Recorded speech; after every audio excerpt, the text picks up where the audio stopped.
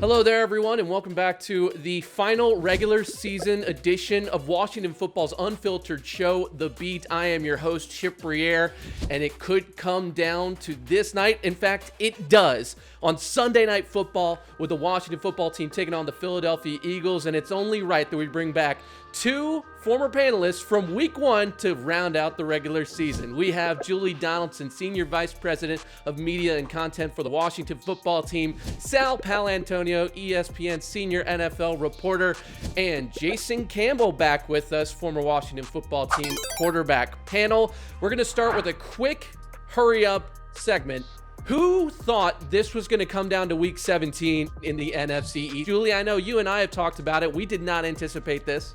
No, I certainly did not think this team would be in this position to take the division. In fact, when Coach Rivera said he was going for it, I was probably one that said, really? What are you doing? But I think it's perfectly fitting for this franchise and for this team to say, nope, let's wait until the final game to try and see what we can do. And Sal, we've been following the Eagles all year long, and in that Week 1 battle, we thought Carson Wentz was going to just rip through the Washington defense. In fact, he was sacked a lot, and now it's Jalen Hurts at quarterback. But what do you think of the NFC East as it stands right now? The first game, Chip, was an indicator of what was to come specifically for Philadelphia. Offensive line could not protect, and Washington's defensive line just sort of came of age right before our very eyes. I predicted that the Eagles were going to win that game. They only showed up for the first 30 minutes.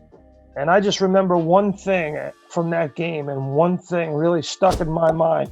And that was as Chase Young, a rookie, walked into the halftime locker room, he was taunting veteran Eagles players.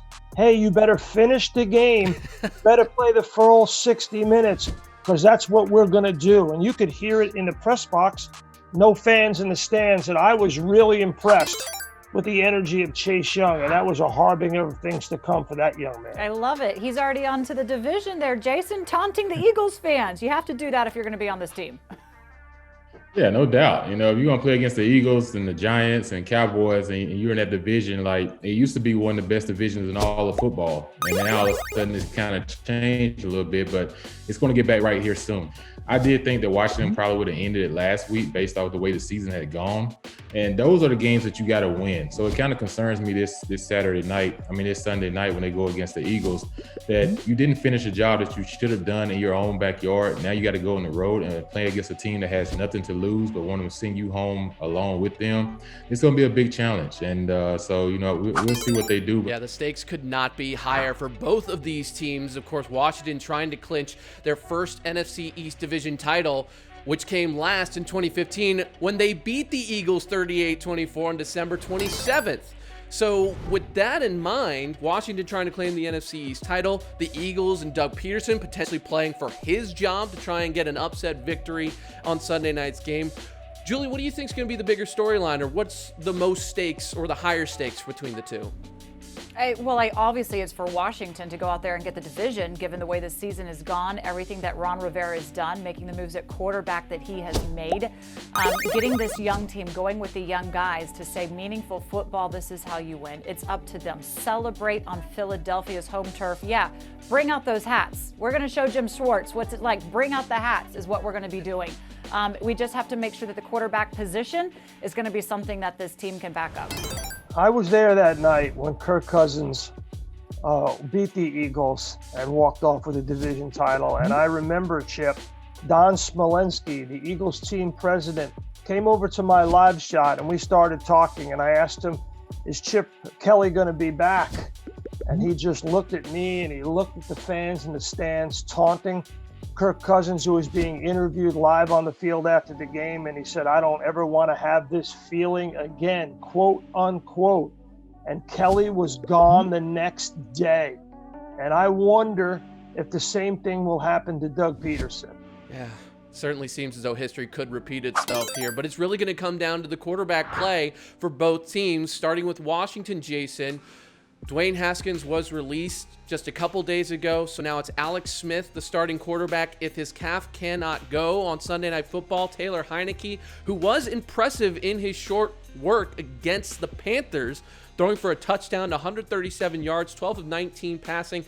Do you think that whoever goes out there under center will have enough to get it done and get the NFC East Division title? Yeah, I think you do. When you think about this, this game is won based off defense first. I think Washington has the front seven. They have the guys that can get after the quarterback. Jalen is an exceptional athlete. The one thing that he can hurt you at is with his legs, and that's what Washington didn't do a few weeks ago against Seattle. They contained Russ in the passing game, but where Russ hurt him at was in scrambling, getting those third down pickups. So you got to contain him, keep him in the pocket, make him have to make accurate throws. And now when it comes to Washington, I think the reason they kept him out last week, that he may have been able to go, but I think that's a game that they thought they were going to win regardless and be able to rest him up for another week, maybe heading into the playoffs. But now that's not the case. So I'm thinking that Alex probably going to start and go in there and try to keep this team on schedule when it comes to offense. But at the same time, if he can't go, then I do think Heineke comes in, and what does the kid have anything to lose? He has everything in the game. He goes out there and light it up. So it's not like, you've been the starting quarterback all year and the pressure is mounting where people are like, hey, this is a game you got to win.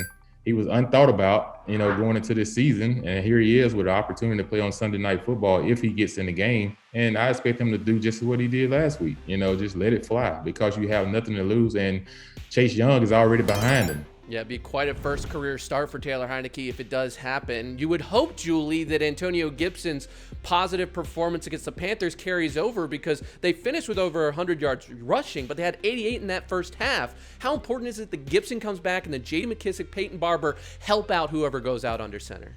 Oh, it's huge. I mean, you saw how much this team was missing Antonio Gibson. To begin the season, it was an adjustment going from the wide receiver to the running back role, but I think last week we saw that he's got a pretty good grasp on it, and we can only expect more out of him. I mean, he was explosive. He was cutting. He was making guys miss. When he was, to take down, he had to have 2-3 guys on him. That's what you're going to get from him. They thought that they could run on Carolina, and they were right to start the game. But once you get down, they decided, well, we didn't have much time on the clock because the way that the game was taken up with Carolina and their long drive, just air it out, throw the ball. But, I do think against this team, we're going to see a good use of the running backs. It's always a question, are they going to have more yards on the ground or more yards receiving with these two guys? But they're going to be pivotal, no matter which quarterback's out there, to having some success. And I think that's a place where you can exploit the Eagles' defense as well. Yeah, the Eagles' offensive attack is basically all Jalen Hurts right now. He is leading the team over his last 3 starts in rushing, averaging 79. I did a little research here, Sal. Washington football against mobile quarterbacks at 50-plus rushing yards. Washington's 0-4. That's against the Cardinals, the Ravens, the Seahawks, and then I have it right here in front of me, the Giants and Daniel Jones. So Jalen Hurts looks primed to go out there and have a big performance against Washington. Where do you see him going into factoring in this matchup? I think that he is huge. I agree with Jason 100%. I think that Jalen Hurts' mobility is the X factor in this game for the Eagles offense. And Jack Del Rio has got to find the right combination of blitz versus contain, rush versus making sure that Jalen Hurts does not get outside the tackle box. So I think it's really, really important on the Eagles side of the ball. 2 words I'm going to give you: Fletcher Cox. If Fletcher Cox is not playing in the game, that's a big difference for Philadelphia. And on Washington's side of the game field offensively, Logan Thomas. I think those are the players to watch in this game. It really does seem as though the stage is being set for a chess match between these two coaching staff with Ron Rivera and Doug Peterson, and we're just going to have to see how it all plays out. Sal Paolantonio, I know you got to head out, but thanks for being with us in the first half of this segment. We're going to take a break. When we come back, Julie, Jason staying with us for Upvote, Downvote, who we think is going to win the NFC East and who will be watching in the regular season finale between Washington and Philly. You're watching The Beat. Keep it locked right here. We all know things are different. Keeping you safe is not. At Innova, we ensure the safety of everyone who comes to us with safe locations, safe supplies, safe cleaning, and safe practices. You're safe at Innova. Get the facts at innova.org/safety.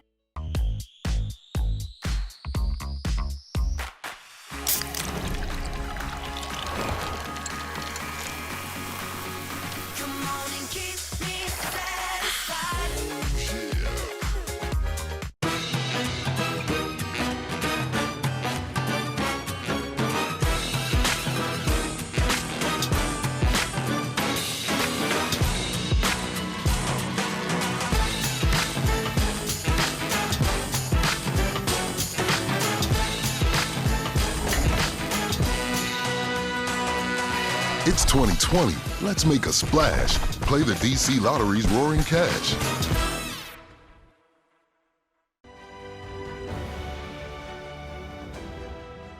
Free healthcare, hundreds to more than $1,000 per month in disability compensation, and tens of thousands for college tuition. These are just some of the U.S. Department of Veterans Affairs benefits that may be available to veterans.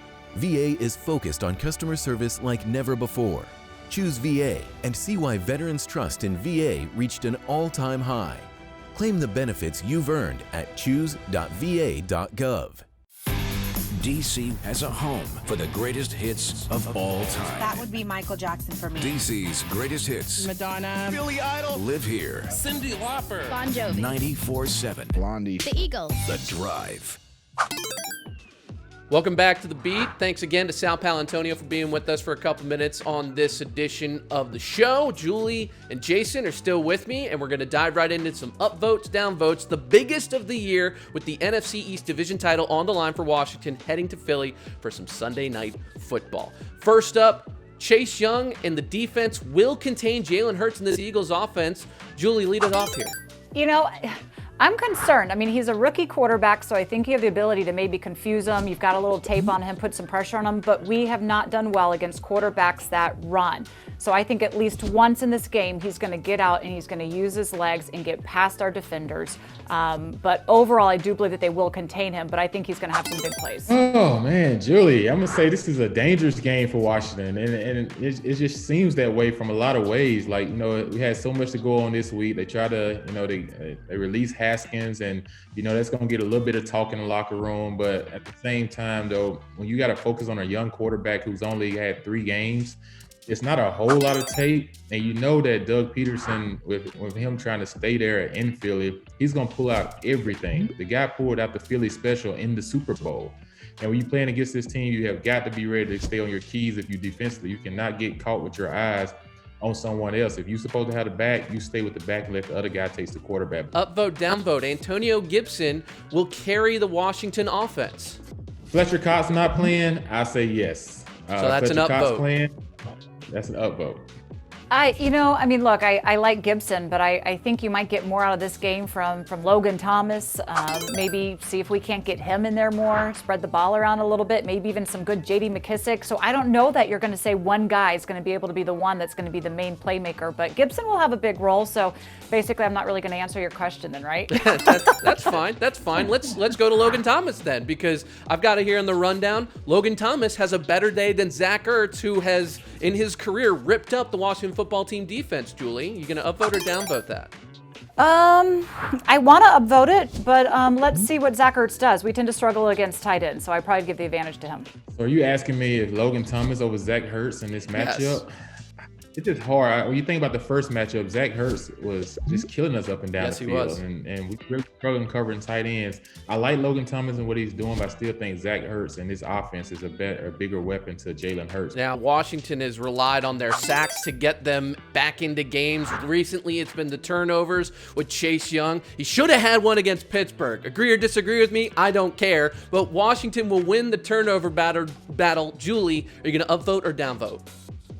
Upvote. They absolutely have to. So I'm just going to put all that good karma out there and say that they have to. All right, Jason, you round out the segment. Upvote, downvote. Washington will win the turnover battle. I'm going to go with Julie on this. I'm going to go upvote. You know, you think about the last couple of games, Montez Sweat has got his hand on a couple of balls. He tilted them up in the air, and they end up being big-time interceptions that has helped this defense and team. So I'm going to say Montez Sweat gets a few tip balls. One of them turns into an interception. I say Chase Young creates a sack fumble. So I'm going to go A lot of upvotes in this segment. That's what we like to hear in the regular season finale. Now we go on to predictions. Who will win the NFC East? And before I jump into whoever wants to take it first, it's worth noting that Washington in prime time games has struggled. They haven't had one in a while on Sunday night or Monday Night Football, but hopefully the history changes here. Who wants to start with the prediction? Who will win the NFC East?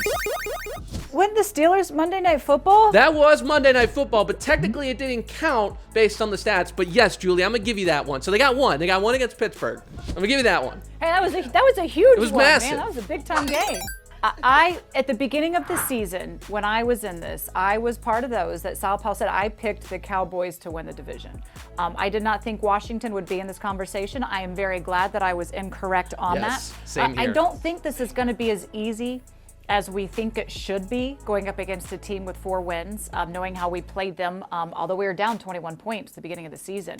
We have the ability to come back, but this is going to be, I think, a little tightly contested, more than fans want, but they're probably used to that at this point. Washington will pull it off because they have to pull it off. And again, I'm putting that out there in the universe now.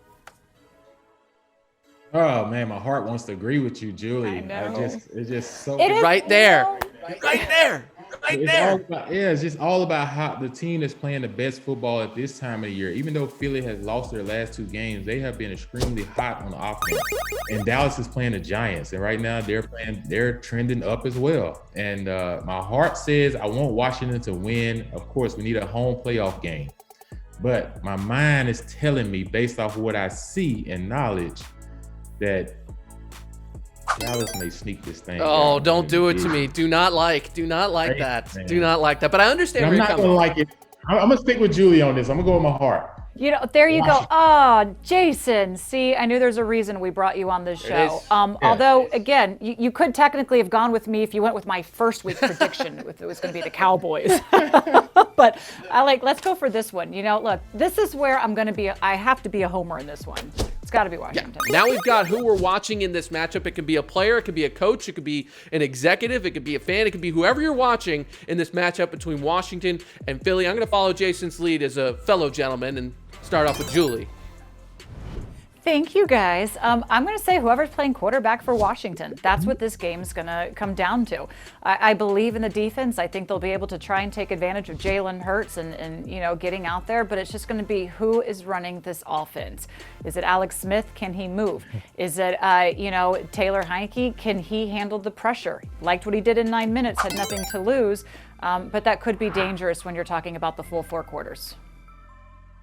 I'm going to go with the defensive backs for Washington. And the reason I say that is we're probably going to load the front 7 up and make Jalen throw the ball. But guess what? Deshaun Jackson is back, and he also has Alshon Jeffrey, who's come back. So these 2 guys have missed most of the season. And now that both of those guys are back, can our DBs match up one-on-one and hold their own with one-on-one coverage?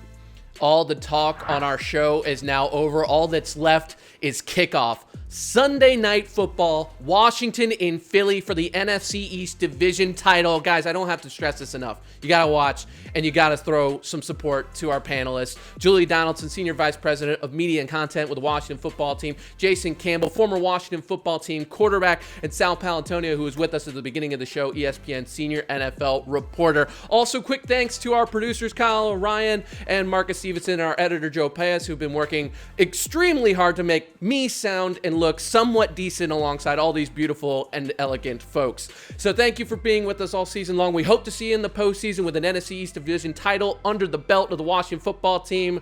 Have a great weekend. Enjoy the game, and we will see you again next time.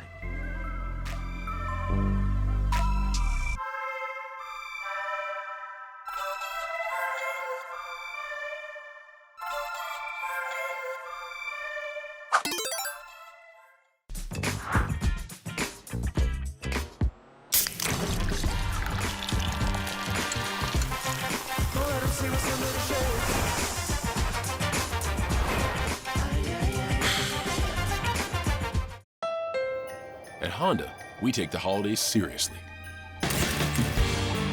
With serious style and serious capability. So while others may be decking the halls, you could be dashing through the snow with the best value of the season. Now's the best time to get into a new Honda. KBB.com's best value brand for 2020. Visit Happy Honda Days at your local Honda dealer or shop online to get a great offer on the CR-V. Our new house is amazing. Great street, huge yard. There is a bit of an issue with our neighbor's fencing.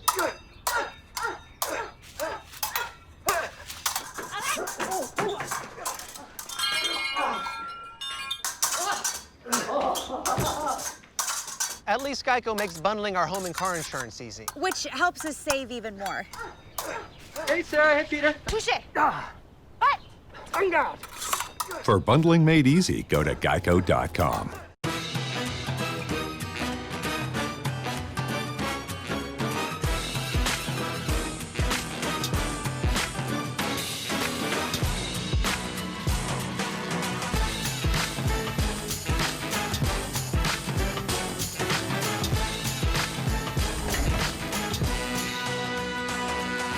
It's 2020. Let's make a splash.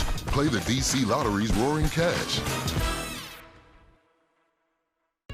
At Inova, COVID-19 testing of all patients having a procedure or surgery, continuous training of our team members, and thorough cleaning of our facilities are just some of the many ways we work to keep you safe. You're safe at Inova. DC has a home for the greatest hits of all time. That would be Michael Jackson for me. DC's greatest hits. Madonna. Billy Idol. Live here. Cyndi Lauper. Bon Jovi. 94.7. Blondie. The Eagles. The Drive.